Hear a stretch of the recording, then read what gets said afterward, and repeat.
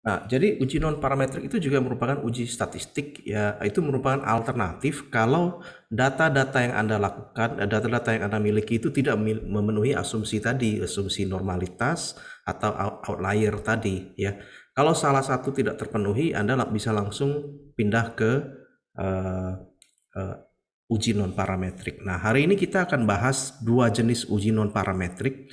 Nah, itu tidak terlalu sulit deh, karena memang mesin yang kita gunakan SPSS sudah dilengkapi dengan fitur itu. Jadi saya akan coba ya.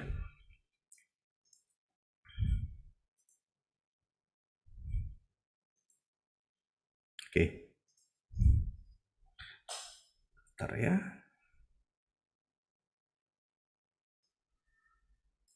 Oke. Nah, ini kan jadi dan cara melakukan uji non parametrik itu juga sama prosedurnya. Anda menyatakan hipotesis, kemudian uji asumsi, dan seandainya dari asumsi tadi tidak terpenuhi, apakah outlier tidak terpenuhi, apakah uji normalitas distribusi tidak terpenuhi, ya Anda lakukan uji non parametrik. Nah, ini tadi saya sudah bahas, seandainya Anda uji outlier tidak terpenuhi, ada berapa opsi ya, termasuk nanti diantaranya non parametrik. Kemudian kalau uji normalitas distribusi tidak terpenuhi, termasuk juga Anda gunakan non parametrik. Jadi ini udah berkali-kali saya sebut, hanya saya belum pernah saya bahas sama sekali. Nah, eh, jadi kuncinya kalau distribusi tidak normal, Anda gunakan uji non parametrik. Nah, ada beberapa jenis uji non parametrik dan ini tidak sulit. Yang penting Anda tahu yang mana yang harus digunakan gitu. Kalau misalnya Anda membandingkan uh, sampel Anda dengan populasi, ya itu belum kita bahas ya. Sampel Anda itu tidak saya bahas. Sampel Anda dengan populasi, Anda kan kalau uji parametriknya itu Anda menggunakan one sample test ya. Nah, non parametriknya adalah one sample Wilcoxon sampling test. Lalu kalau Anda membandingkan data pre dan post ya yang berpasangan dari satu sampel, itu Anda gunakan per sample t-test. Pasangannya apa? Versi non parametriknya apa? Wilcoxon sampling test yang sebelah kanan. Lalu kalau Anda membandingkan dua kelompok data atau rata dari dua kelompok. Nah, seandainya kalau datanya memenuhi semua asumsi yang tadi kita sebutkan itu, ya, Anda menggunakan uji T. Tetapi kalau data Anda tidak terdistribusi normal, Anda menggunakan Mann-Whitney U-test, ya. Jadi ini Anda tinggal bolak-balik kemari saja gitu. Oke, saya jenisnya ini. Oke, yang mana yang cocok nih? Anda mulai dengan menentukan yang mana parametriknya dulu. Kemudian Anda, jadi dari awal Anda mungkin berasumsi Anda akan melakukan parametrik ya, salah satu dari ini sesuai dengan jenis data Anda. Kemudian Anda mulai lakukan uji asumsi. Uji asumsi, ternyata ada outlier. Outliernya di trim eh, atau di Windsorize, atau ternyata ini memang data yang tak boleh di trim atau di Windsorize. Ini memang kenyataan ya, apa boleh buat lakukan non parametrik, atau datanya tidak tersebar normal, ya sudah saya pilih yang non parametrik. Jadi gampang sekali, Anda tinggal kalau datanya tidak memenuhi asumsi itu pindah ke non parametrik ya. Oke, jadi nah saya hari ini akan bahas dua. Satu Mann-Whitney U-test, ini merupakan versi non parametrik dari independent sample t-test. Kemudian yang satu lagi Kruskal-Wallis H-test. Ini nanti seandainya nanti misalnya Anda rencana melakukan ANOVA, ternyata datanya memang tidak tersebar normal ya, Anda bisa menggunakan versi non parametriknya yaitu Kruskal-Wallis test. Dan ini semua tersedia pada SPSS. Jadi gampang sekali, langkah-langkahnya sederhana sekali, tinggal Anda harus menguasai cara melakukan ini dulu deh. Yang ini yang uji parametriknya kalau Anda sudah kuasai, uji asumsi Anda sudah kuasai, uji non parametriknya tinggal sama persis ya, tinggal Anda beda yang mungkin yang nanti yang dibeda itu komponen yang dilaporkan. Nanti saya tunjukkan. Oke, saya langsung saja ya. Nah, uji Mann-Whitney U. Jadi ingat, kalau data Anda Sebenarnya kalau outlier-nya nggak bisa dihapus ya gunakan non-parametrik. Tapi yang sering itu kita menggunakan acuannya itu uji distribusi. Jadi kalau distribusinya nggak normal, kita menggunakan uji non-parametrik. Ya. Saat ini kita akan bahas Mann-Whitney U-test. Ini contoh nih. Nah ini ada satu file, saya akan kirim ke Anda. Sebentar ya, saya kirim filenya ke Anda dulu ya.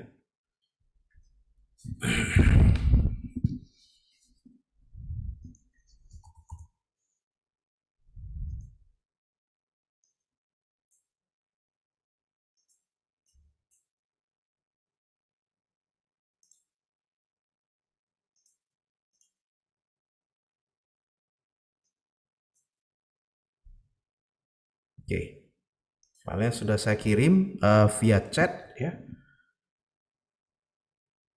Anda boleh sambil membuka file tersebut, kita akan bahas file itu. Saya kembali share screen ya.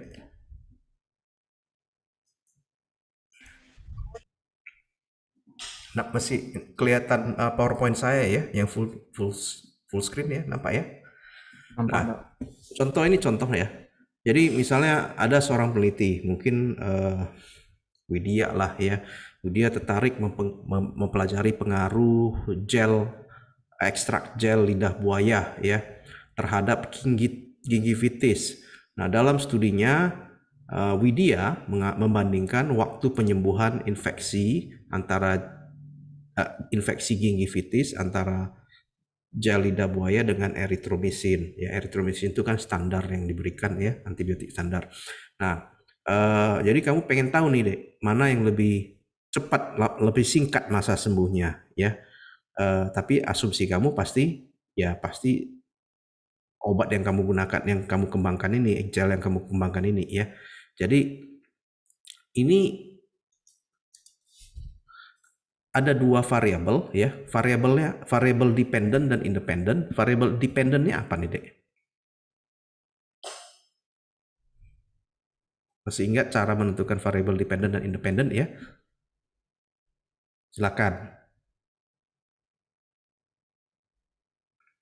Ada yang mau mencoba apa variabel dependentnya, apa variabel independentnya?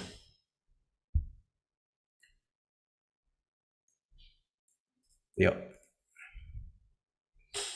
Variabel dependentnya apa?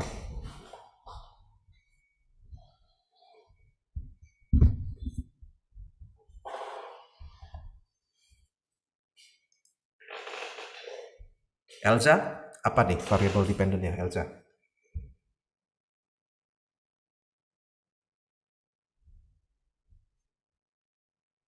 Suara saya hilang ya? Suara saya masih kedengaran di situ. Masih, Dok. Oh masih ya, oh jangan suara saya hilang. Ayo, siapa? Boleh, silakan, Elza. Dependennya itu penyembuhan infeksi antara gel lidah buaya dan eritromisin ya, Dok? Wah, kamu mencampurkan beberapa sekaligus. Jadi variable dependent itu biasanya sesuatu yang Anda ingin ukur dan Anda berharap dipengaruhi oleh perubahan intervensi yang Anda lakukan. Perubahan tindakan yang Anda lakukan. Jadi yang Anda ukur di sini apa?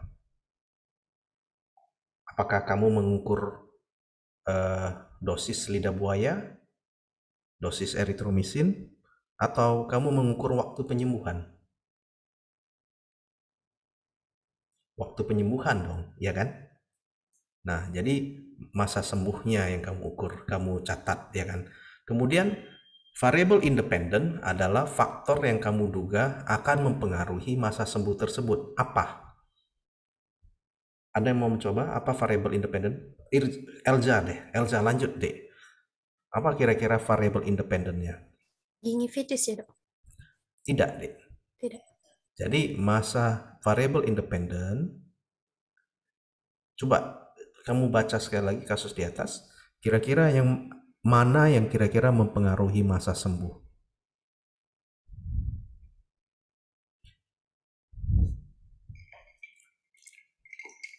Ada yang bisa membantu?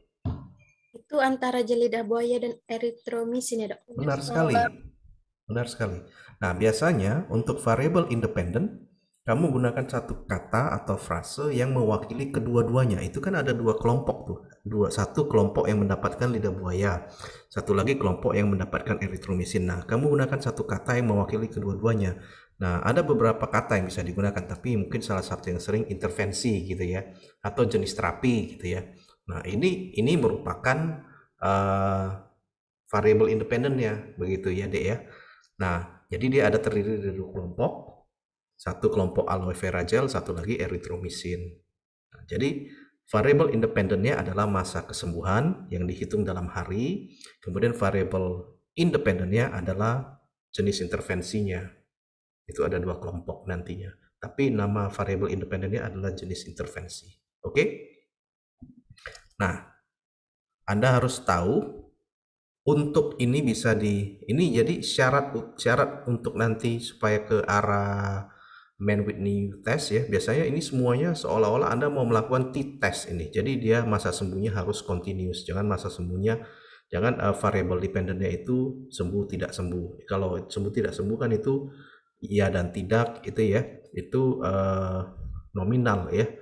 Bisa satu, kalau nggak satu dua, kalau nggak dua satu gitu, itu nominal. Jadi itu bukan, dia harus continuous, dia harus variabel yang skala pengukurannya continuous. Nah, bentar ya, saya akan mulai dengan langkah-langkah ini deh. Jadi saya akan mulai dengan langkah-langkah ini ya. Oke, kita mulai dengan langkah-langkah ini. Jadi menurut prosedur ini apa yang kita lakukan deh? Apa yang harus kita lakukan? Langkah pertama yang kita lakukan adalah menyatakan hipotesis ya.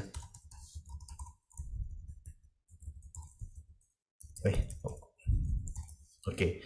Hipotesis dari kasus ini apa deh?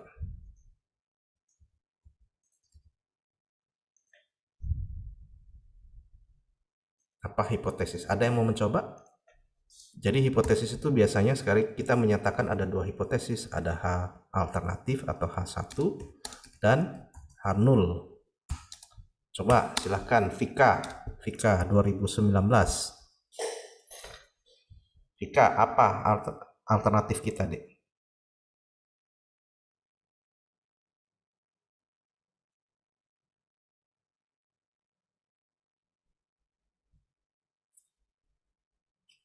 Jadi hipotesis alternatif adalah asumsi Anda mengenai sesuatu itu terjadi, ada sesuatu manfaat gitu. Jadi tapi Anda harus nyatakan dalam dua arah, jangan mengatakan satu lebih baik dari yang lain, tapi Anda menyatakan sesuatu itu terjadi. Jadi misalnya pada kasus ini terdapat pengaruh gel lidah buaya terhadap gingivitis, Dok. Jadi terdapat pengaruh gel lidah buaya. Bagaimana dengan eritromisin ya, Dek? Jadi dia kan membandingkan waktu ya. Dia membandingkan waktu penyembuhan antara dua nih. Jadi dia bukan berusaha mencari tahu apakah ada atau tidak pengaruh dari lidah buaya terhadap gingivitis, tapi dia membandingkan masa sembuhan. Jadi terdapat perbedaan. Perbedaan antara gel lidah buaya dan eritromisin. Dalam hal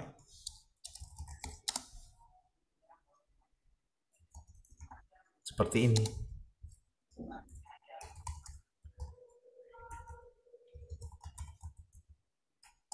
Ya. Ini dia. Oke. Jadi sementara hipotesis nulnya apa? Tidak terdapat perbedaan antara gel lidah buaya dan eritromisin dalam waktu penyembuhan gingivitis. Gampang ya. Ini gampang-gampang susah. Saya amati dari jawaban ujian Anda masih banyak yang bingung masalah ini, menentukan hipotesis alternatif ya. Hipotesis alternatif ini biasanya didasarkan oleh tujuan penelitian Anda. Cuman karena memang saya yang menyusun pertanyaan, saya memberikan kasusnya, mungkin Anda bingung. Tapi kalau Anda sudah terbiasa menyusun ini, nanti ketika Anda membuat di penelitian Anda dengan gampang nih ya. Hipotesisnya adalah seperti ini ya. Ini harus terus dilatih ya. Oke. Sekarang langkah berikutnya adalah uji asumsi. Saya akan ke uji asumsi ya. Kemudian uji asumsi. Uji asumsi ini ada beberapa ya. Kemudian ada beberapa. Saya hapus saja yang tidak, yang lain-lainnya ya. Nah, uji asumsi ini ada 3 ya, yang saya hapus.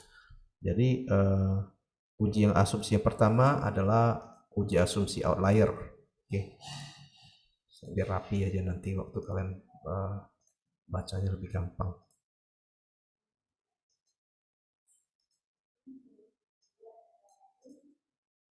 Oke, hipotesis sudah disusun. Kemudian sekarang kita akan masuk ke uji asumsi. Uji asumsi pertama adalah uji outlier. Nah, bagaimana cara melakukan uji outlier? Box plot log. Oke, nah sekarang kalau itu kita harus ke data kita. Nah, sekarang saya akan, ini datanya sudah, Anda bisa lihat SPSS saya? Bisa dong.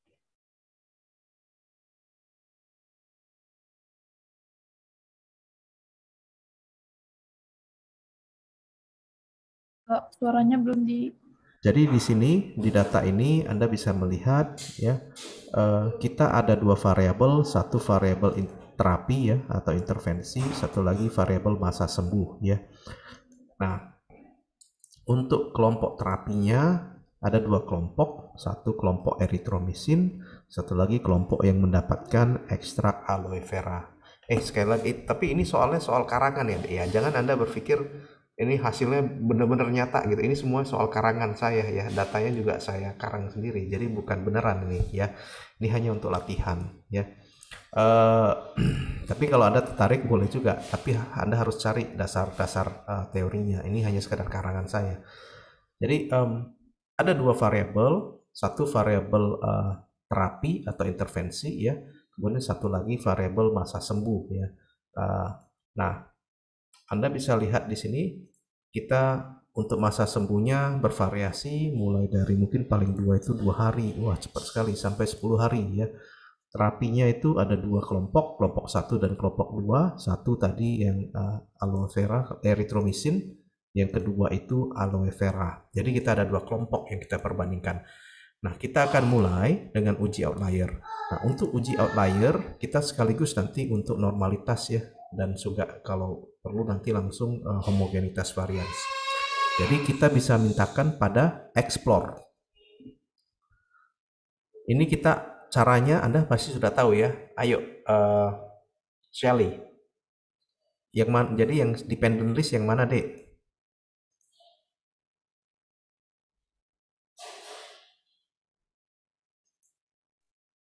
Yang treatmentnya, Dok. Kemana? Ke Independent, dependent, factor list. treatmentnya ke dependent, Dok. Salah ya, Dek ya. Salah. Sorry, mungkin ini karena bahasa Inggris ya. Jadi treatment ini maksudnya tadi intervensinya ya. Oh. Jadi ini saya ganti aja deh. Ini jadi intervensi. Ini masa sembuh ya.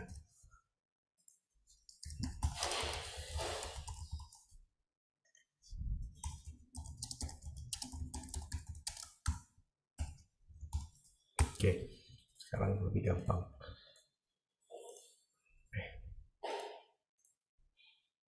Oke, kita ke analyze, descriptive statistic, ke explore. Nah, biasanya pada dependent list Anda harus masukkan variabel dependent Anda. Tadi kita sudah buat di catatan kita, variabel dependentnya adalah masa sembuh ya. Jadi kita masukkan ke masa sembuh kemari. Kemudian factor list ini merupakan variabel independent, tempat meletakkan variabel independent Anda. Kemudian Anda klik pada statistik. Ini sama seperti Anda mau melakukan uji t-test biasa ya, atau melakukan uji ANOVA. Jadi Anda mintakan outliernya, kemudian pada bagian plot Anda mintakan uji normalitasnya. Anda tak perlu ini ya. Anda juga kalau perlu langsung mintakan uji Levin-nya. Klik bagian untransform. Jadi pada bagian plot sekali lagi Anda klikkan normality plots with test, kemudian untransform. Sementara tadi statistik Anda mintakan outlier ya. Jadi nanti ini sekali dimintakan langsung dapat jawaban untuk 3 uji asumsi tersebut ya. Oke. Setelah ini beberapa minggu ini kita ulang-ulang, mudah-mudahan udah nempel lah ya. Udah ingat lah ya. Kalau Anda benar-benar mengerjakan sendiri harusnya bisa ya. Oke. Sekarang hasilnya adalah seperti ini. Jadi nanti Anda bisa lihat ada tabel deskripsi, ini rangkumannya. Kita bisa lihat ada 19 peserta penelitian untuk kelompok eritromisin 20 ya untuk eritromisin dan 19 untuk ekstrak aloe vera. Datanya lengkap 100% ya. Kemudian ini deskriptifnya, ada rata-ratanya ya. Kemudian ada nilai tengahnya. Ini semuanya ada di sini ya.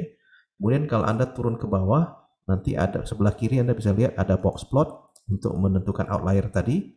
Juga ada untuk nanti uji normalitas yang nanti kita gunakan itu. Saya mau melihat box plot dulu ya. Ini dia box plot. Ini box plotnya Anda lihat ada 2 ya, satu untuk kelompok eritromisin, satu untuk kelompok ekstrak aloe vera. Nah, untuk kelompok ekstrak aloe vera, Anda lihat di sini ada nggak outliernya? Ada terlihat outlier? Ada, Dok. Ada ya. Nih, ada lingkaran nih. Nah, lingkaran ini kebetulan ada tulisan 39, 21 dan 38. Ini apa maknanya? Jadi ada 2 hal yang Anda harus perhatikan. Pertama, bentuk outliernya. Bentuk outliernya ini adalah lingkaran. Nah, lingkaran ini berarti ini merupakan mild outlier atau outlier ringan. Nah, dalam uji-uji statistik Anda boleh jadi kalau ada ketemu mild outlier itu boleh dipertahankan, tidak perlu dilakukan apa-apa, lanjutkan saja uji statistik Anda. Tapi kalau Anda ketemu extreme outlier, Anda harus lakukan itu tadi, apakah trim, apakah Wins Rising, dan kalau memang itu extreme outlier-nya itu merupakan data yang benar-benar dikoleksi ya. Maksudnya benar-benar itu saya pernah beri contoh, misalnya kita lakukan survei ya, dapatkan survei penghasilan ya, ada yang miskin, ada yang kaya, tapi ada juga yang kayanya itu luar biasa kaya sekali ya. Nah, itu kenyataan pula ya. Kalau dihapus tidak mencerminkan kenyataan. Jadi apa boleh buat harus dimasukkan. Nah, kalau seperti itu opsi Anda nanti pindah ke data non parametrik. Nah, ini Anda bagaimana tahu lokasi data yang outlier itu dari mana? Anda tinggal melihat di sini. Di sini tulisannya kan 38. Kemudian di sini tulisannya 39 dan 21. Jadi ini mengatakan bahwa data nomor 38, 39 dan 21 adalah data outlier. Saya coba lihat nih. 21, 38, 39. Coba saya ke sana. Anda lihat di sini 21 itu 6, 38, 39 itu 7 dan 6. Jadi menurut box plot tadi ini merupakan outlier ya. Sebenarnya ya mungkin ini datanya benar-benar data kenyataan ya. Jadi dan kebetulan ini mild outlier. Jadi Anda bisa bilang, saya ambil ya image, saya pindahkan kemari.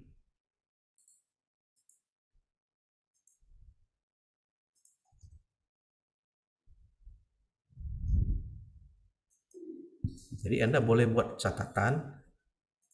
Jadi catatannya seperti ini deh. Dari box plot didapati bahwa terdapat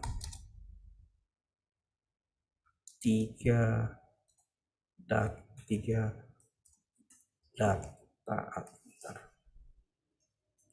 kasus ya, kasus mild outlier.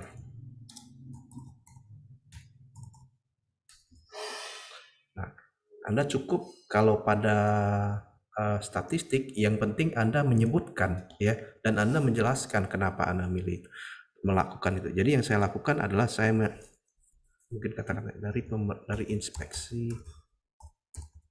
visual box plot dapati bahwa terdapat 3 kasus mild outlier. Ketiga outlier tersebut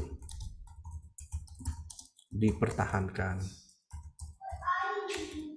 Itu saja. Jadi kita tidak melakukan apa-apa. Pada prinsipnya ya datanya dianalisis sebagaimana adanya gitu ya.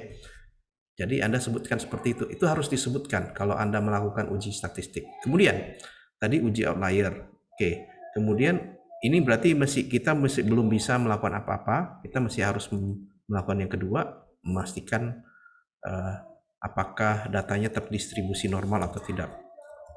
Uji normalitas. Nah, dari uji normalitas kita bisa memeriksa ke ini, test of normality. Oke. Anda sempat mengikuti sambil melakukan pada komputer Anda? Ada yang sempat ya? Nah, Anda sambil coba lihat. Pada uji normalitas, saya ambil dulu ya. Ini ya.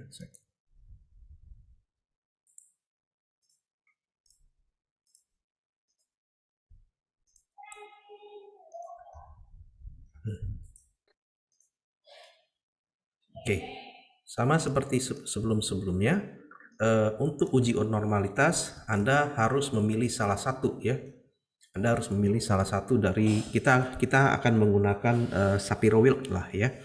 Karena pun kalau kita perhatikan jumlah kasus kita nggak terlalu banyak nih. Coba saya lihat sekali lagi. Jumlah kasusnya di bawah 50 ya. Jadi kalau di bawah 50 sangat disarankan tidak menggunakan Kolmogorov-Smirnov. Jadi saya akan menggunakan Shapiro-Wilk. Nah, Shapiro-Wilk Anda tinggal melihat tabel yang di sini, kolom SIG. Anda lihat di sini 0.028, 0, itu sama dengan 0,028 dan sini 0,000. Nah, apa kesimpulan dari ini, Dek?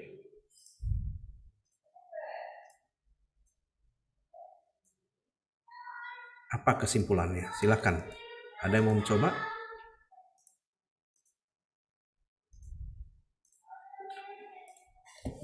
Dari saya sambil mengetikkan ya. Ayo silakan. Saya pengen Anda yang mencoba.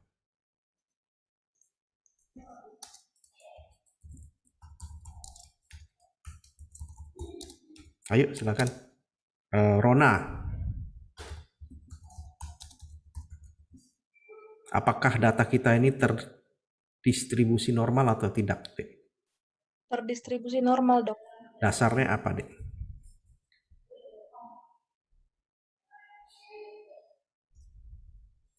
Karena nilai SIG-nya lebih dari 0,05, Dok. Kalau nilai SIG lebih dari 0,05 terdistribusi normal. Coba kita lihat. SIG-nya ini berapa? Yang untuk erythromycin yang atas 0,028. Mana lebih besar? 0,028 atau 0,05? 0,028, Dok. 0,028 lebih kecil atau lebih besar? Lebih kecil, ya. Jadi 0,028 itu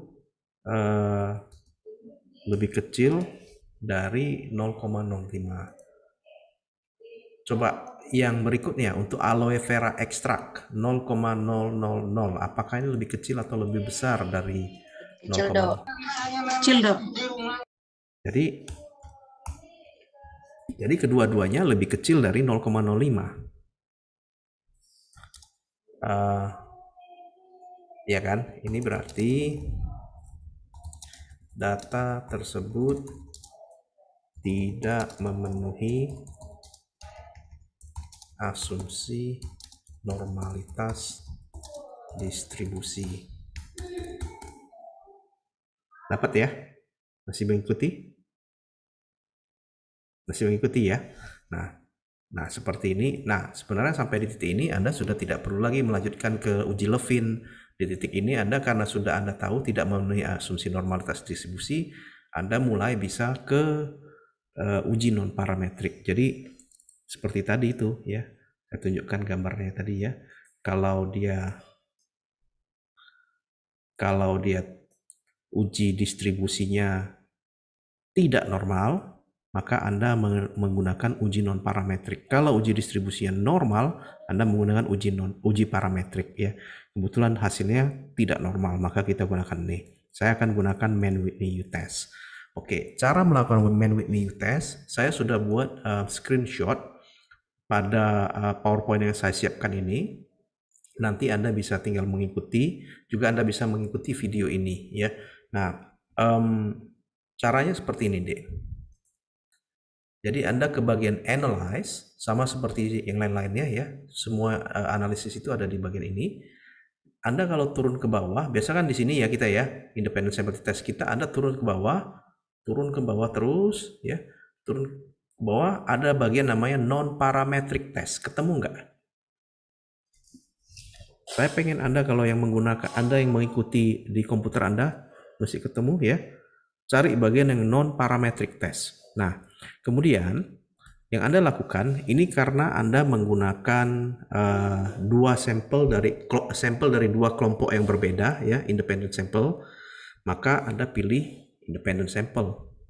Seandainya nanti Anda menganalisis data dari satu sampel yang diukur sebelum dan sesudah Anda menggunakan related sample.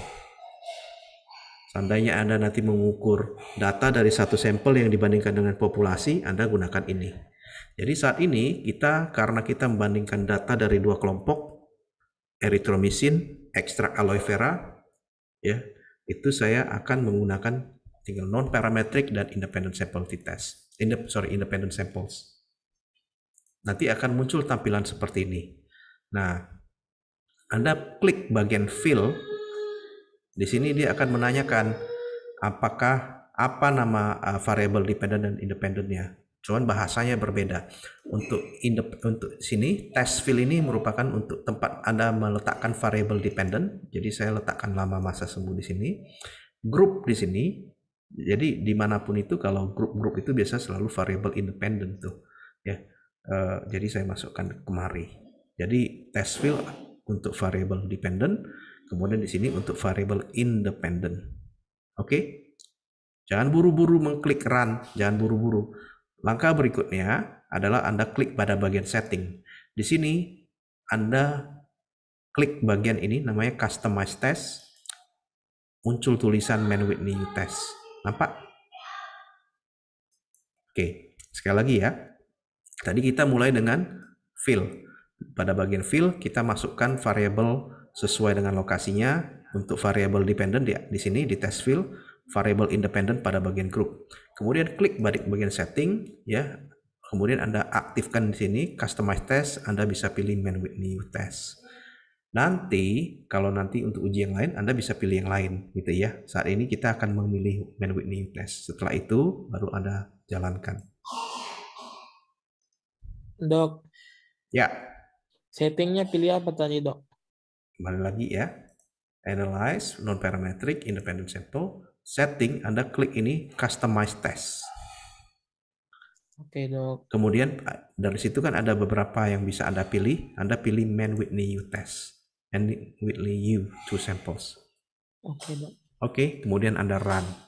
Nah, nanti akan muncul beberapa informasi ya, tabel 1, 2 dan ini gambar. Dan ada juga di sini ya untuk distribusi. Oke, nah agak berbeda dari apa ya? Kalau independent sample t-test itu dia membandingkan rata ya. Kalau ini dia prinsipnya dia membandingkan rata-rata tingkatan ranking. Jadi data tersebut di dalam keseluruhan data rankingnya berapa. Jadi dia menggunakan yang namanya min rank. Jadi nanti kata-katanya bukan rata tapi kita min rank. Nah, gampangnya begini. Anda nggak usah bingung-bingung masalah ini rata-rata atau min rank. Tapi Anda perhatikan nih. Begitu Anda buka itu ya, nanti akan langsung muncul hasilnya. Ya, dia langsung kasih tahu nih jawabannya. Tolak, reject the null hypothesis. Jadi tolak hipotesis null. Dia langsung kasih tahu kan. Jadi udah gampang, nggak harus interpretasi ya. Nah, cuman Anda kan tak harus buat laporan. Jadi saya akan buat laporan dulu ya, sebentar ya. Ini sudah ada langkah-langkahnya ya. Jadi kita akan mulai dengan ini. Jadi setelah Anda tadi uji asumsi selesai, Anda lakukan uji non parametrik. Itu sudah saya lakukan. Kemudian saya gunakan, jadi saya tulislah main. Oke, nah main Whitney ini saya ambil data dari sini ya. Saya mau ngambil data dari sini, jadi saya copy.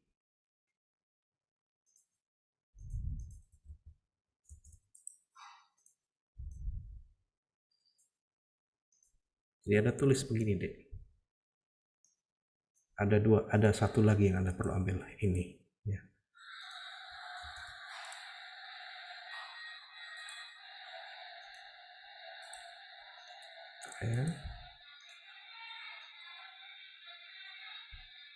Oke, jadi Anda kata-katanya seperti ini. Dilakukan uji main Whitney U untuk membandingkan lama masa sembuh antara apa tadi? Erythromycin, ekstrak aloe vera dengan erythromycin, lama masa sembuh gingivitis antara ekstrak. Nah, di sini Anda biasanya menyebutkan jumlahnya berapa. Untuk ini tadi kan Anda juga bisa lihat dari sini, makanya saya munculkan di sini. Jumlah untuk aloe vera itu N-nya itu ada 19, untuk erythromycin itu ada 20 subjek penelitian. Jadi Anda sebutkan aloe vera ada 19 peserta penelitian, kemudian erythromycin jumlah peserta penelitiannya ada 20. Kemudian Anda tulis ini. Uji main Whitney U menunjukkan bahwa terdapat, kan tadi kata-katanya di sini deh, kalau dia, jadi kata-kata sini reject null hypothesis, artinya tolak hipotesis null, ya kan? Nah, coba saya ambil hipotesis kita sebelumnya. Hipotesis kita di sini, hipotesis nullnya ini ya. Kalau kita tolak berarti kita ini ya, ambil nih, ya kan? Nah, jadi terdapat perbedaan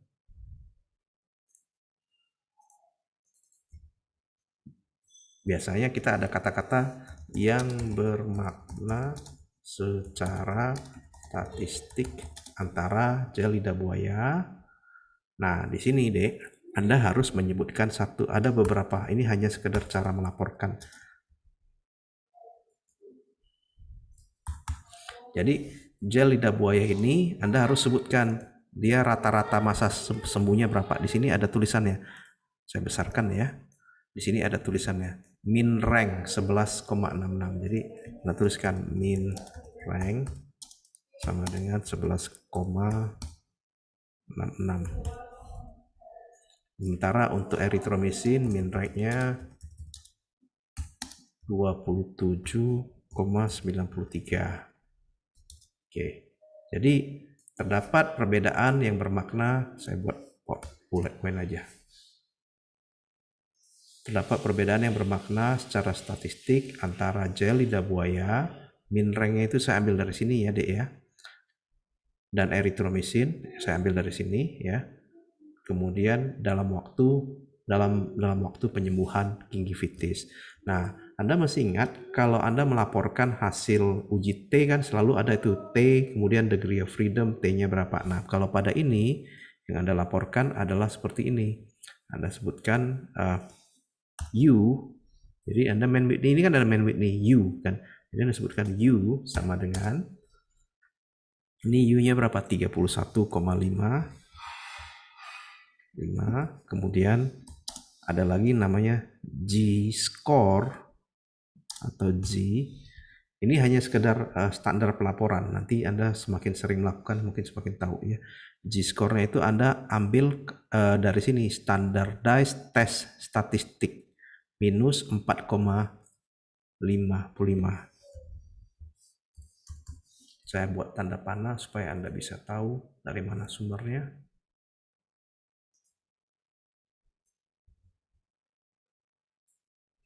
Panah ini mungkin perlu agak gelap ya, agak tebal kali ya. Jadi kemudian untuk ini dari sini ya. Oke, cukup jelas ya. Ini cuman mungkin karena ini karena saya sering melaporkan, jadi saya hafal urutan-urutannya. Ini harus dilakukan sering ya. Jadi Anda semakin sering Anda mengerti. Jadi pada prinsipnya long story short ya ada perbedaan yang bermakna secara statistik. Ya kan? Jadi di sini tadi jangan lupa P sama dengan berapa? Nah, di sini untuk P-nya kita ambil dari sini, Dek. P-nya 0,000. Jadi P-nya itu 0,001. 0,001. Titik. Sudah selesai. Jadi sekarang kesimpulan. Dok, Ya, punya saya nggak nampak tabelnya sama diagramnya, Dok. versi apa, Dek? Kamu Dok. pakai versi yang mana? Versi berapa? Oh ya, ini beda versi. Kalau kalian misalnya menggunakan versi yang tua ya, kalau nggak salah versi 24 ke bawah, tampilannya agak beda nanti. Dia warnanya pun agak beda ya, ada yang. Nah, cara munculkannya coba kalau nggak salah versi yang tua itu pada bagian tabel di sini decision itu kalau Anda double klik nanti akan muncul tabel-tabel seperti ini. Coba di double klik pada bagian ininya. Iya, sudah, Dok. Sudah. Muncul nggak? Muncul kan? Muncul, Dok. Coba share screen, Dek, supaya teman-teman kamu bisa tahu. Kebetulan saya versinya kan beda. Coba kamu share screen. Boleh di close share, Dok. Boleh? Maksudnya,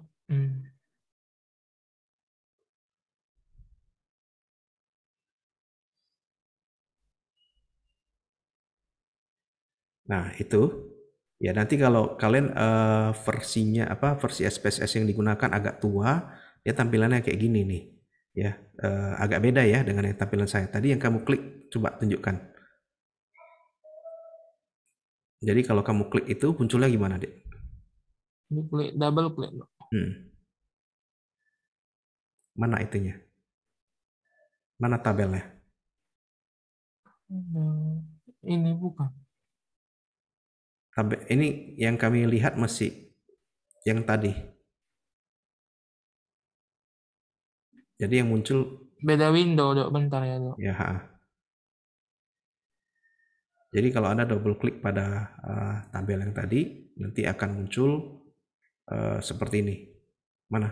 Masih sama. Nah, ini seperti ini gitu ya. Hasilnya seperti ini. Oke? Kalau versi Anda versi yang baru ya, kalau nggak salah mulai 25 atau 26 ya, dia langsung seperti yang tadi tampilan punya saya. Terima kasih ya, Andreas. Oke, Dok. Oke, nanti Anda tinggal mengambil angka tadi, nilai U-nya, kemudian saya share screen ya. Saya share screen lagi. Anda tinggal mengambil nilai U-nya tadi, Mann Whitney U, kemudian Anda mengambil standardized test statistik ya. Jadi nilai ini Anda masukkan, nanti seperti ini. Kok geser ya dia ya. Nah, seperti ini. Oke. Kemudian tambahkan P. Jadi sekarang saya akan mulai menulis kesimpulan saya. Jadi kesimpulan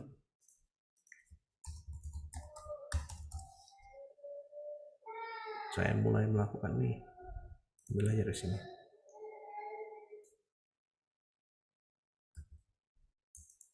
Jadi dilakukan uji Mann Whitney.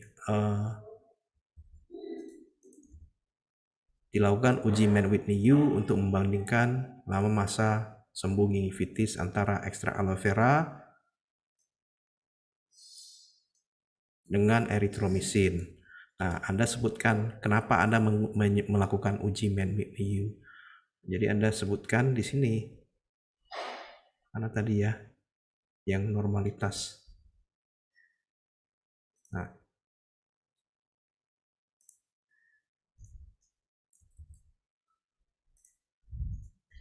uji Mann Whitney U dipilih karena dari Shapiro-Wilk, dari uji Shapiro-Wilk, dapati bahwa P lebih kecil sama dengan 0,05. Ini berarti bahwa data tersebut tidak memenuhi asumsi normalitas distribusi. Saya buat bullet point ya. Ini harusnya semuanya nanti dalam bentuk paragraf. Jadi kemudian Anda langsung kemari. Bentar ya, ini lebih cantik seperti ini.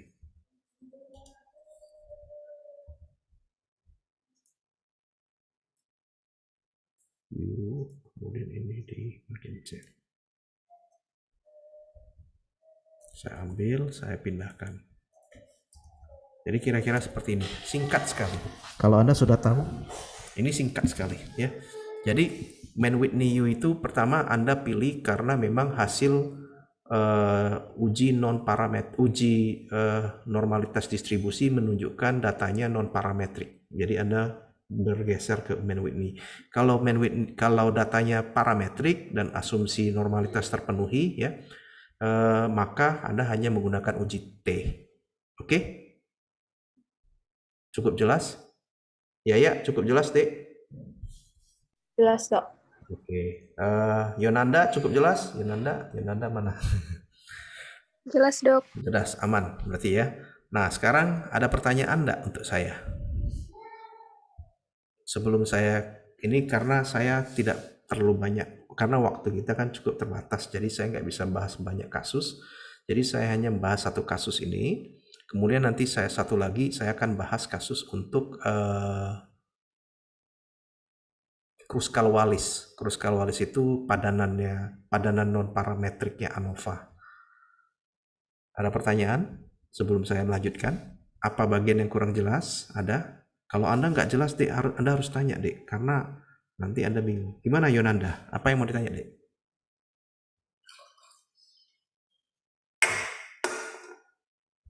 Ada pertanyaan yang lain? Dok, saya tahu terdapat perbedaan yang bermakna secara statistik itu. Oh iya, jadi tadi saya Boleh. mengajarkan cara gampangnya ya. Sebenarnya cara itunya, Dek, Anda cukup melihat ini 0,000-nya ini, Dek. Ya. 0,000-nya ini ya, Anda bandingkan dengan 0,05 seperti biasa. Kalau dia lebih besar dari 0,05, Anda gagal menolak hipotesis nul.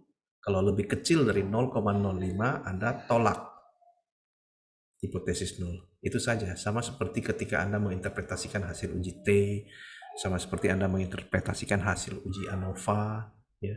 Kalau dia sig-nya ini, P-nya ini lebih kecil dari atau sama dengan 0,05, ini kan lebih kecil ya, maka Anda tolak, reject. Seperti itu deh. Pertanyaan bagus. Ada pertanyaan yang lain? Tapi kebetulan untuk non parametrik dia langsung membantu untuk ini ya, untuk keputusannya. Jadi tidak terlalu sulit ya. Kita jadinya skip satu langkah. Ada pertanyaan yang lain? Baik ya, kalau gitu kita lanjutkan ya. Nah, saya buka dulu file saya.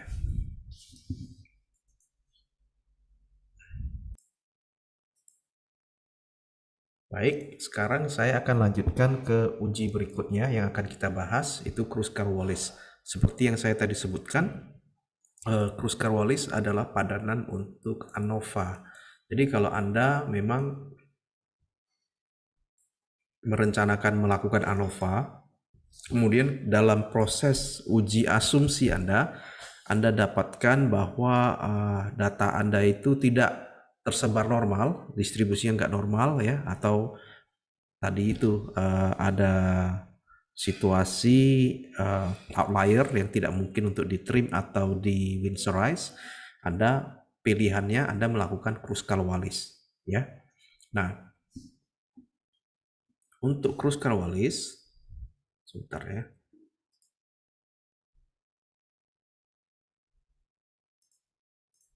Jadi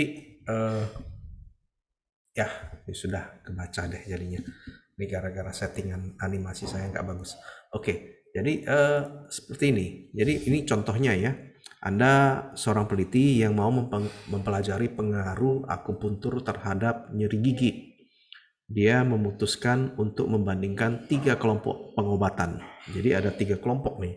Satu dapat placebo, yang kedua dapat akupuntur, yang ketiga dapat ibuprofen. Nah, ini variable dependentnya karena dia mau mempelajari mengenai efek dari obat-obat itu terhadap nyeri gigi ya. Dependentnya adalah tingkat nyeri ya, nyeri gigi ya. Kemudian variable independentnya adalah intervensi yang diberikan atau terapi yang diberikan. Yaitu ada 3 kelompok, kelompok placebo, akupuntur, dan ibuprofen. Oke, saya kira sejauh ini Anda cukup gampang ya untuk Anda mengerti ya. Jadi saya akan mulai dengan ini deh. Sama persis. Jadi kita biar terstruktur rapi saja ya. Jadi kalau Anda pertama kali melakukan ya selalu mulai dengan ini ya. Langkah-langkah yang di sini, nyatakan hipotesis, uji asumsi, dan non parametrik. Jadi jangan serta-merta melompat ke Kruskal-Wallis. Saya akan melakukan Kruskal-Wallis. Sebentar dulu. Kenapa Anda melakukan Kruskal-Wallis ya? Anda harus cek dulu. Jadi kita mulai dengan asumsi. Anda harus nyatakan hipotesis dulu ya. Nah, hipotesis untuk kasus ini apa, Dek? Ada yang mau mencoba?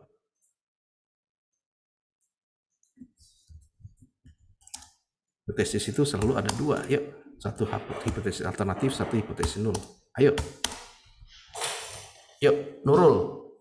Siapa? Jovin ya tadi? Jovin mau ngomong. Siapa? Ada yang mau mencoba? Dapat pengaruh akupuntur terhadap nyeri gigi. Coba dulu baca soalnya. Salah dok. Ini kesalahan saya, bentar.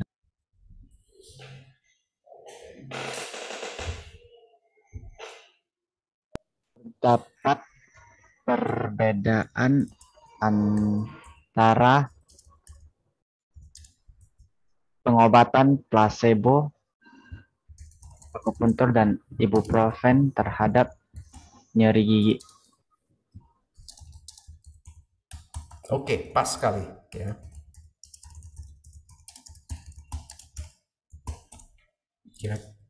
Hipotesis nulnya gampang ya. Tinggal tambahkan tidak ya. Merumuskan pertama itu yang menantang, ya kan? Kadang-kadang memang bisa sekali-sekali salah. Jadi Anda harus perhatikan, ini masalahnya saya mau teliti apa? Saya mau mencari apa ada tidak perbedaan antara ini dengan ini gitu ya.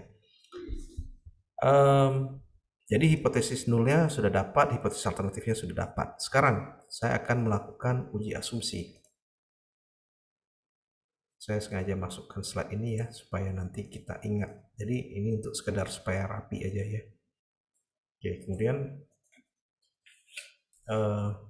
uji asumsi. Uji asumsi pertama adalah outlier.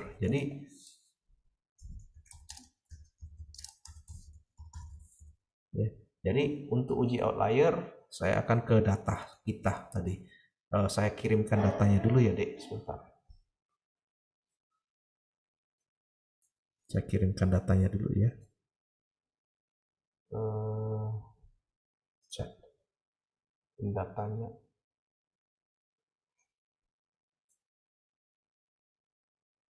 Oke, ini datanya ya. Silakan Anda buka. Nanti kita akan perhatikan analisis sama-sama. Saya akan kembali share screen saya. Jadi kalau Anda nanti buka data tersebut, nanti Anda akan lihat ada 2 variabel.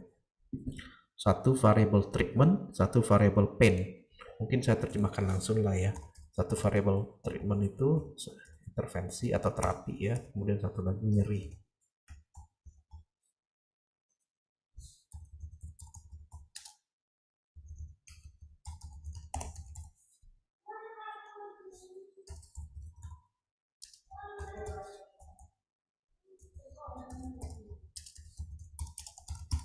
Oke.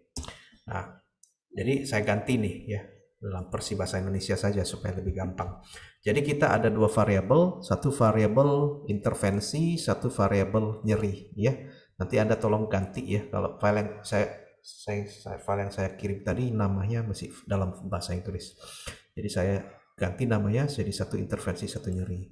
Nah, untuk variabel intervensi Anda bisa lihat di sini ada 3 kelompok, saya klik ya. Nah, ada satu kelompok placebo, satu kelompok akupunktur, satu kelompok ibuprofen. Kemudian di sini ada variabel nyeri. Variabel nyeri ini dia merupakan ukuran untuk tingkat nyeri gigi. Ini diukur pada skala pengukuran scale atau continuous ya. Sementara tadi intervensi dia nominal. Jadi, nah ini kita coba lihat sepintas dulu ya. Coba saya lihat sepintas. Jadi ini kelompok placebo-nya ada 10, kelompok akupunturnya ada 13, kelompok ibuprofennya ada 13.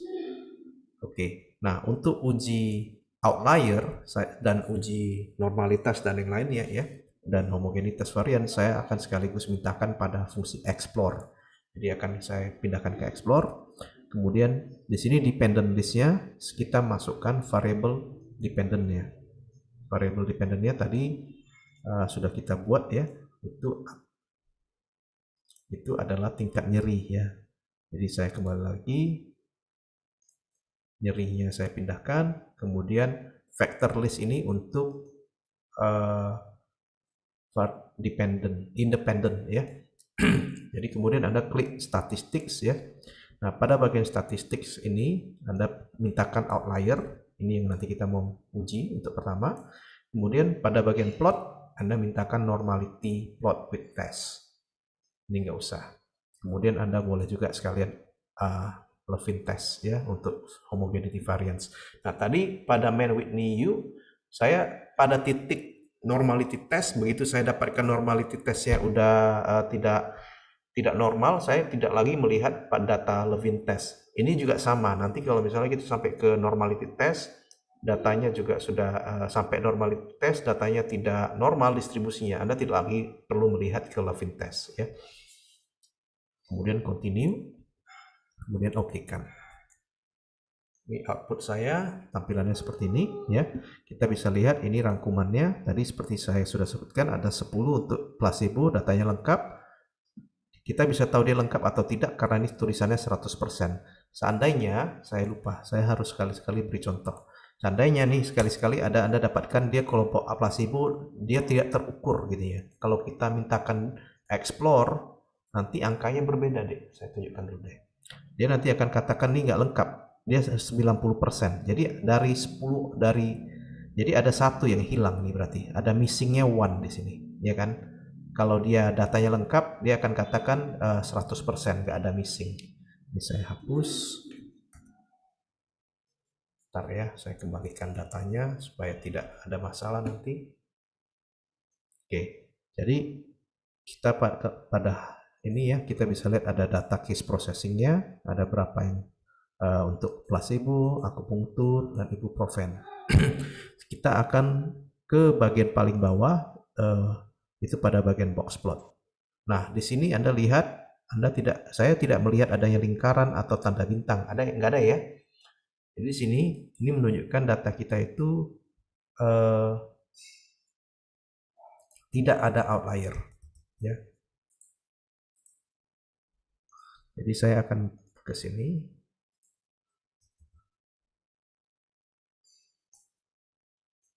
Nah, jadi seperti sebelum-sebelumnya, jadi inspeksi visual menggunakan box plot atau box plot ya, tidak menunjukkan adanya outlier. Oke. Yang kedua, uji normalitas.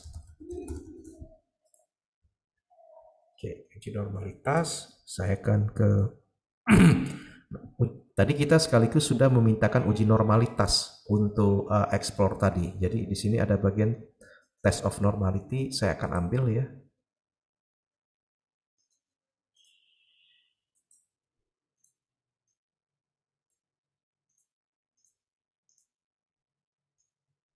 Saya besarkan lagi ya. Jadi di sini, nah ini Anda lihat, coba Anda perhatikan.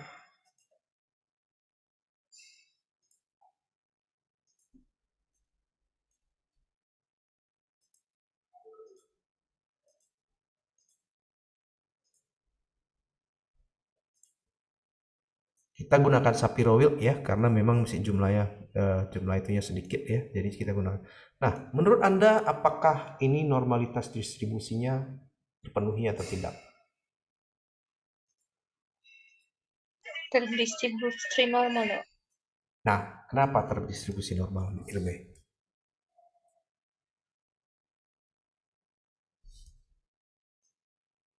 Karena Karena siknya lebih dari 0,05 dok. benar sekali ya, benar sekali.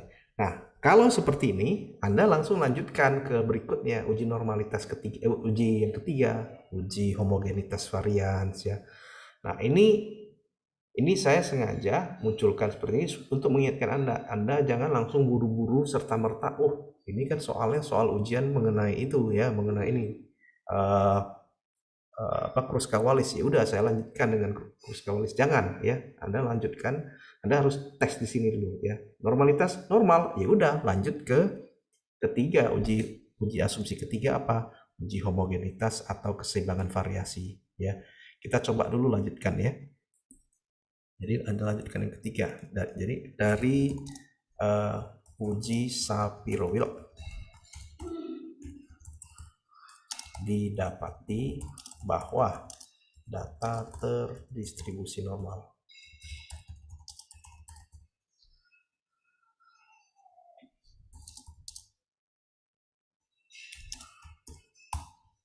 Oke, kemudian yang ketiga adalah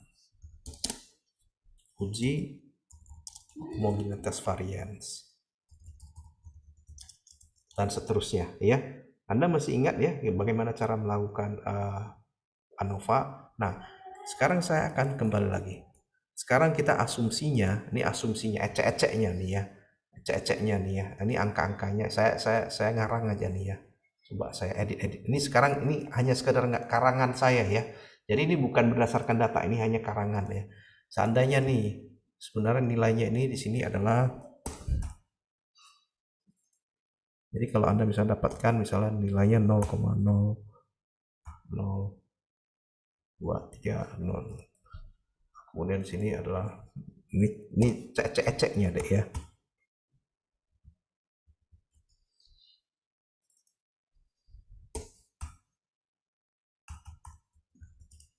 Oke. Nah, kalau seperti ini bagaimana?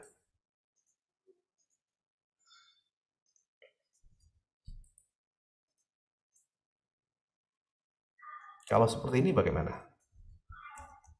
Ini ecek-eceknya. Ini sudah saya edit ya. Ini bukan kenyataan ya.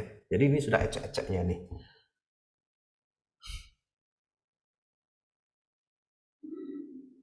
Tidak terdistribusi normal. Karena C-nya lebih kecil dari 0,05. ya 0,001 ini lebih kecil dari 0,05. 0,003 ini lebih kecil dari 0,05. 0,000 itu lebih kecil dari 0,05. Jadi ini tidak terdistribusi normal. Ini karena kali ini saya mau mengajari kalian bagaimana cara melakukan Kruskal-Wallis. Saya nggak akan membahas ANOVA lagi ya. Ini hanya sekedar contoh saja nanti ya.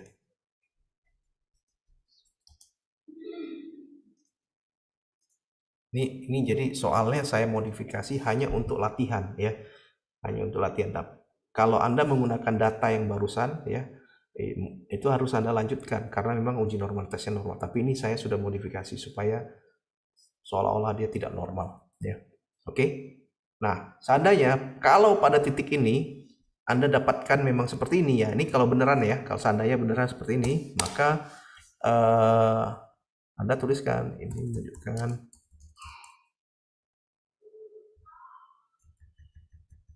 untuk itu akan digunakan uji Kruskal-Wallis ya. Kruskal-Wallis. Oke, nah cara melakukan ini, jadi sekarang saya hanya akan bahas Kruskal-Wallis. Untuk ANOVA mudah-mudahan Anda sudah mengerti, jadi nggak akan saya ulangi. Nah, seandainya nanti Anda dapatkan dari uji normalitas,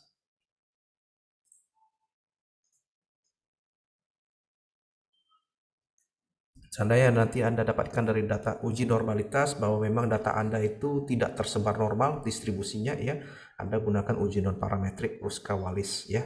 Oke, nah cara melakukan Kruskal-Wallis seperti ini. Ini gambarnya sudah saya screenshot, ya. Anda sekali lagi tinggal ke fill, ya. Pada bagian fill Anda masukkan variabel-variabel yang Anda akan analisis. Kemudian pada bagian setting nanti Anda pilih Kruskal-Wallis, ya. Setting customize test Kruskal-Wallis. Sekarang saya akan tunjukkan ini screenshotnya, ya. Sekarang saya akan tunjukkan cara melakukannya. Jadi Anda ke bagian analyze, kemudian ke non-parametric test, kemudian ke independent sample. Oke, saya tunggu sebentar. Wah, seharian duduk sakit pinggang juga. Oke, analyze, non-parametric test, kemudian independent samples. Oke, nah sama seperti yang tadi, ya. Pada bagian fill Anda pindahkan variabel yang ingin dianalisis. Untuk test fill ini variabel dependent, tingkat nyeri, gigi. Untuk grup ini variabel independent, kelompok intervensi. Jangan buru-buru run, ya, karena Anda klik pun, oh ya bisa, ya, tapi kita harus mintakan dulu dia munculkan yang sebelum-sebelumnya tadi. Bentar. Jangan buru-buru run, ya. Kemudian pada bagian setting, ya, Anda pilih customize test. Kemudian pilih, tadi kalau data Anda itu hanya membandingkan dua kelompok independen, Anda gunakan man Whitney two samples, ya. Kalau Anda menggunakan kalau Anda membandingkan 3 kelompok atau lebih, Anda lakukan Kruskal-Wallis.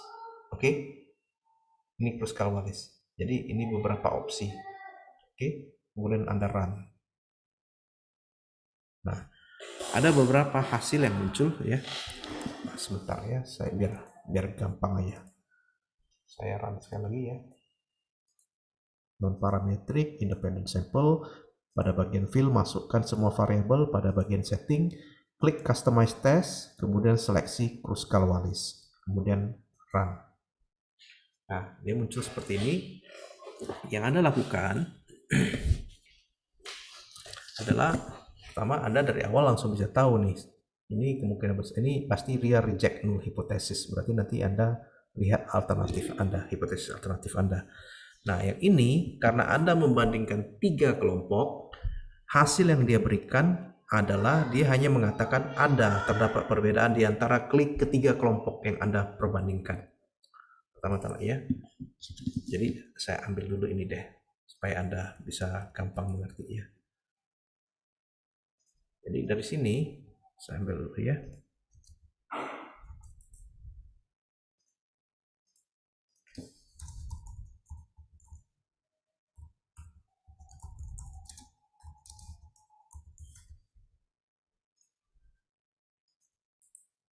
Nah, yang pertama-tama Anda lihat, ini ingat ini bukan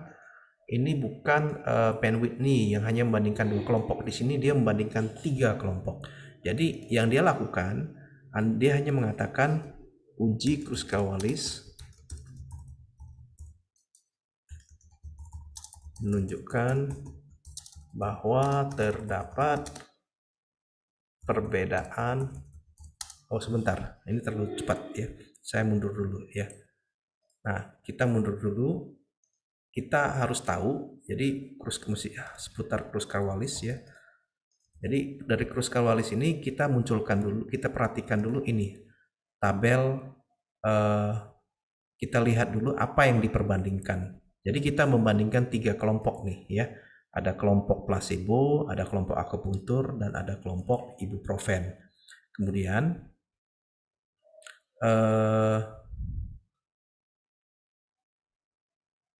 kita nggak ada, tadi saya lupa memintakan deskriptifnya, ya. Jadi kita nggak tahu. Nah, kita sebelum ini kita harus memintakan deskriptifnya. Jadi saya akan mintakan analyze, deskriptif statistik, kemudian pada bagian deskriptif, saya akan pindahkan ini. Bentar, dari sini aja. Bentar.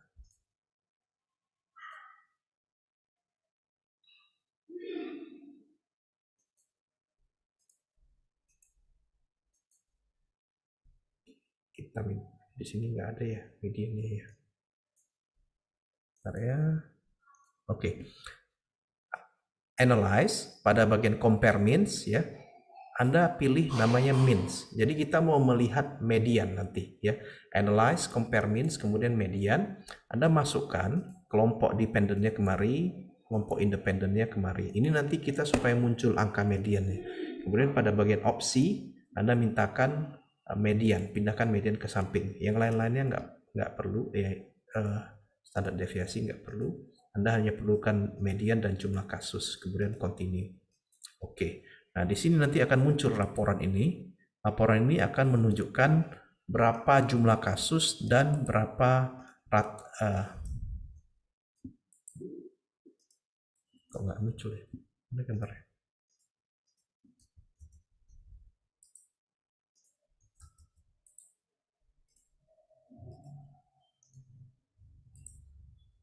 Nah, jadi tadi saya kelewatan ya, sebelum Anda melakukan Kruskal-Wallis, ingat kita perlu memintakan data nilai tengah untuk ketiga kelompok yang kita bandingkan.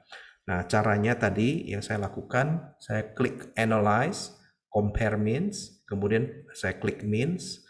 Di sini saya masukkan dependent list dan kelompok yang diperbandingkan di sini. Kemudian pada bagian opsi, saya tadi memintakan median dan jumlah kasus ya. Saya tutup ya. Nah, di sini kita buat catatan dulu. Jadi catatannya dilakukan uji statistik Kruskal-Wallis untuk membandingkan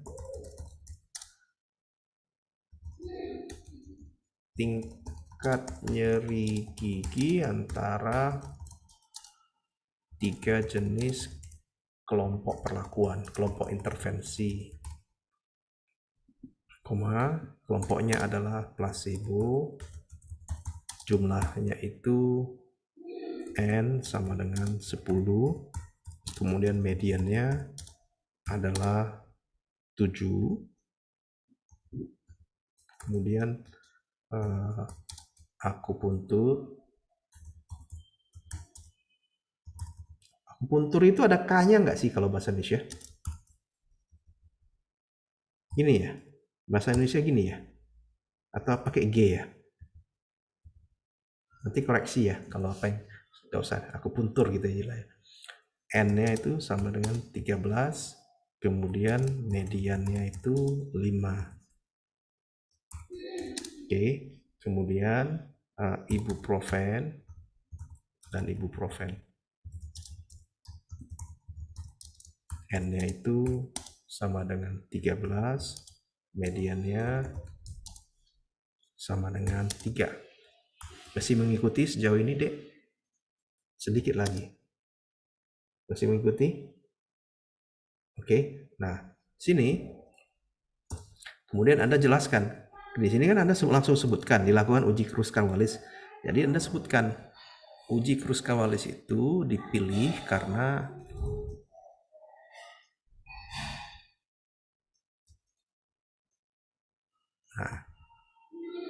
ini datanya, ingat ya, data latihan ini kebetulan datanya normal sebenarnya aslinya, cuman udah saya ganti-ganti supaya jadi nggak normal, supaya saya bisa jelasin Kruskal-Wallis. Mana tadi ya? Oke. Di sini kemudian saya tuliskan uji Kruskal-Wallis H-test dipilih karena dari hasil uji Sapir-Whorf didapati bahwa data tidak terdistribusi normal. Gitu ya. Nanti di sini harusnya dia tidak terdistribusi normal.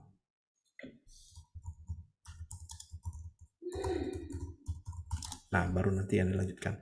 Jadi ini pengantar laporan Anda ya. Kemudian baru mulai Anda ke bagian data hasil analisis Kruskal-Wallis. Kemudian biasanya kalau data analisis Kruskal-Wallis Anda lihat pada bagian ini deh. Ini ya, saya ambil dulu ya.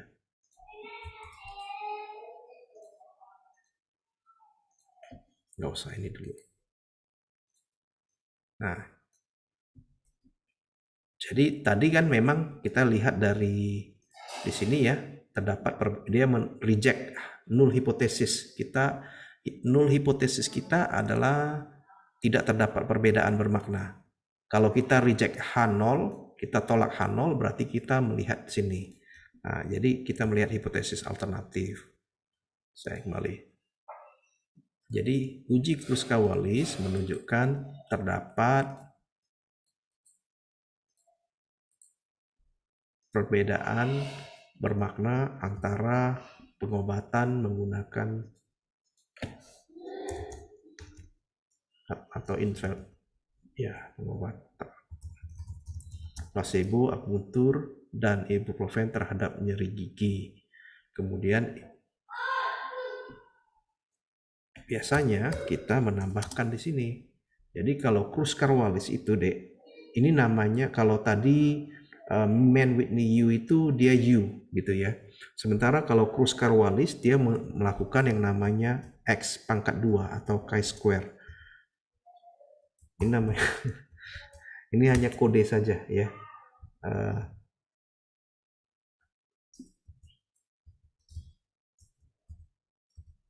Bentar ya, kok nggak bisa balik ya dia.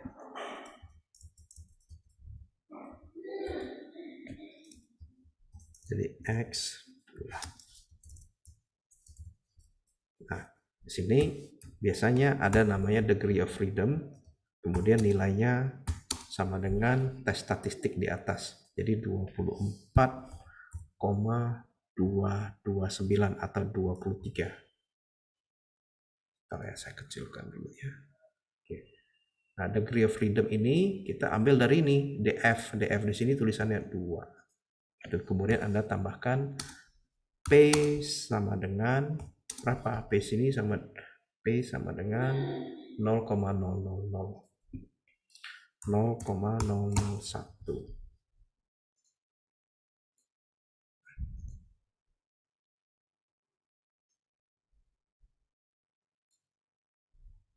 Oke. Jadi sekarang kesimpulannya. Oh, ada satu lagi. Sejauh ini ada pertanyaan? Masih cukup jelas?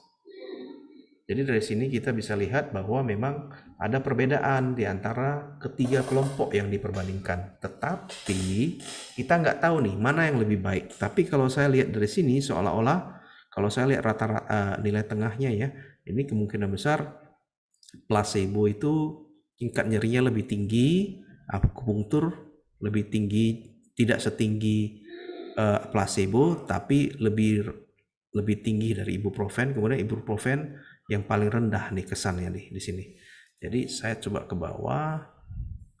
Nah, di sini ada namanya pairwise comparison. Nah, ini yang paling membedakan sebuah Kruskal-Wallis dengan Mann-Whitney U. Kalau pada Kruskal-Wallis sama seperti ANOVA ada post hoc ya. Jadi dia membandingkan satu dengan yang lainnya. Jadi Anda bisa lihat di sini ada ibuprofen dibandingkan dengan akupunktur. Berbeda nggak? Kemudian ibuprofen dibandingkan dengan placebo. Berbeda atau tidak? Kemudian akupunktur dibandingkan dengan placebo. Ada nggak perbedaan? Coba, jadi saya akan ambil ini.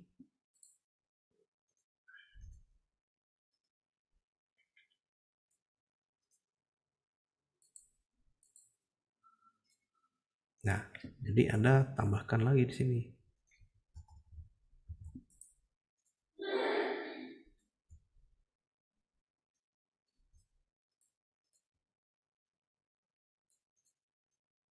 Nah, Anda katakan,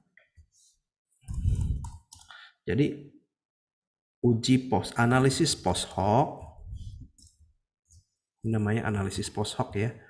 post hoc menunjukkan bahwa, oke, sekarang kita lihat satu persatu, ibuprofen dengan akupuntur.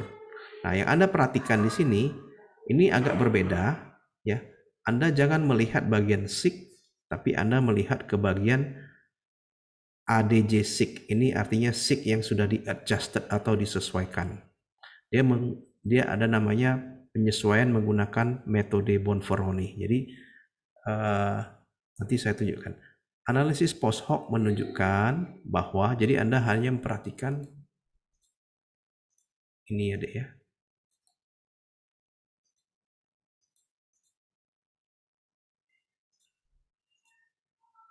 Jadi Anda hanya perhatikan kolom ini ya. Ini nanti Anda bandingkan dengan nilai 0,05 seperti biasa. Kalau dia lebih kecil atau sama dengan 0,05 berarti terdapat perbedaan yang bermakna secara statistik antara ibuprofen dengan akupunktur. Kalau dia lebih besar dari 0,05 itu tidak berbeda. Jadi gini, saya satu-satu ya. Tidak terdapat perbedaan yang bermakna antara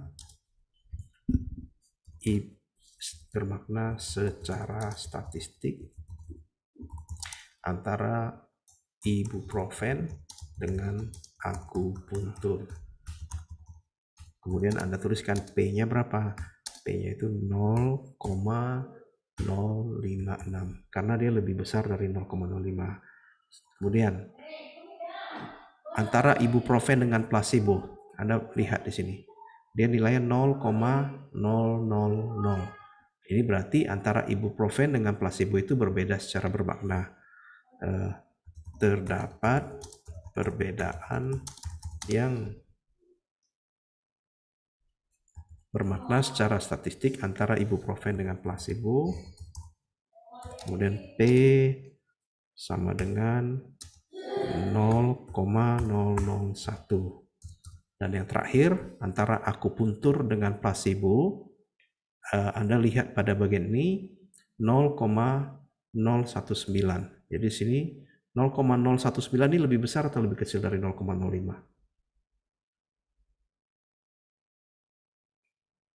0,019 lebih kecil ya. Jadi Anda katakan, jadi terdapat perbedaan yang bermakna secara statistik antara, saya ambil aja deh, antara akupuntur dan placebo. Dan placebo P-nya 0,019. Oke, nah udah. Jadi ini catatan dari ketiga ini. Kemudian satu lagi yang Anda perlu sebutkan, karena kita menggunakan adjusted sick atau adjusted P dengan namanya di sini. Anda lihat catatannya ada tulisan A di sini kan.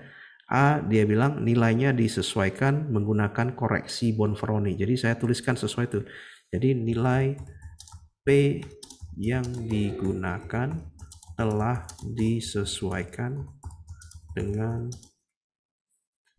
telah dilakukan penyesuaian menggunakan koreksi Bonferroni.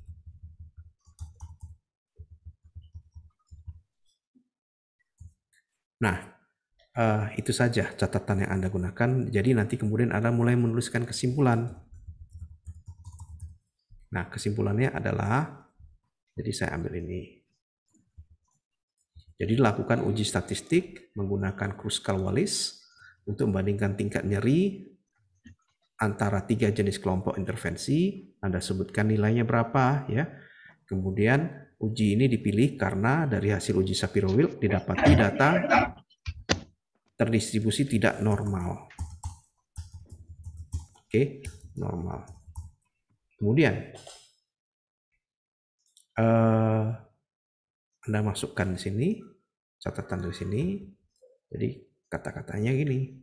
Uji Kruskal-Wallis menunjukkan terdapat perbedaan antara pengobatan menggunakan placebo dan akupunktur dan ibuprofen. Ya, tapi ini hanya gambaran secara menyeluruh, kemudian dilanjutkan dengan ini. Jadi ini nanti kita buat satu paragraf.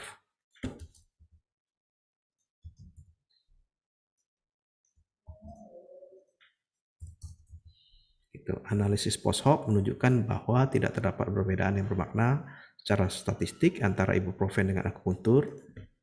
Namun terdapat perbedaan yang bermakna secara statistik antara ibuprofen dengan placebo dan antara akupuntur dengan placebo. Gitu. Sudah selesai. Jadi cara melaporkan, cara menganalisisnya, jadi yang membuat ini agak rumit adalah ketika Anda mendapatkan data seperti ini, pertama Anda harus menguji asumsi dulu. Kalau data Anda itu Anda dapatkan tidak terdistribusi normal, Anda gunakan Kruskal-Wallis. Kemudian ketika melakukan Kruskal-Wallis, yang Anda harus lakukan, Anda pertama ketika melaporkan, bukan melaporkan nilai rata-rata lagi, tapi nilai median. Kemudian selain itu, Anda juga ada beberapa kode di sini yang berbeda. Di sini tulisannya X pangkat 2 atau chi-square. Kemudian yang satu lagi, pada Kruskal-Wallis, ini Anda harus melakukan mencatatkan hasil uji post hoc, yaitu yang ditampilkan oleh pairwise table pairwise comparison. Gitu. Nah, tabel ini nanti Anda tuliskan satu persatu. Nah, tapi ketika Anda menuliskan laporan, Anda boleh menggabungkan dalam satu kalimat, satu paragraf begitu ya. Nah, nanti tampilannya seperti ini. Nah, yang benar kalau Anda mau mempublikasikan hasil penelitian Anda jangan seperti ini, tapi Anda buat semuanya dalam bentuk paragraf. Sekali lagi ingat ya, ketika Anda membuat laporan hasil penelitian, jangan dibuat seperti poin-poin seperti yang saya tampilkan. Itu hanya untuk keperluan pendidikan. Jadi dia harus seperti ini deh ya. Harus dalam bentuk paragraf seperti ini. Ini adalah hasil yang tepat. Ada pertanyaan dek buat saya sebelum kita tutup pertemuan hari ini? Sepertinya cukup panjang ya, walaupun hanya 2 uji statistik yang dibahas ya. Ada pertanyaan? Atau masih bingung?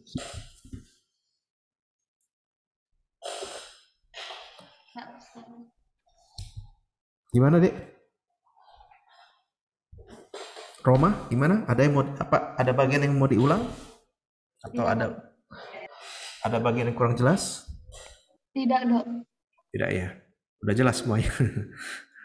Oke, ini nanti akan saya ini rekamannya kan ada nih. Ya, rekamannya nanti Anda bisa tonton ya. Nanti saya akan share ke Spadah ya.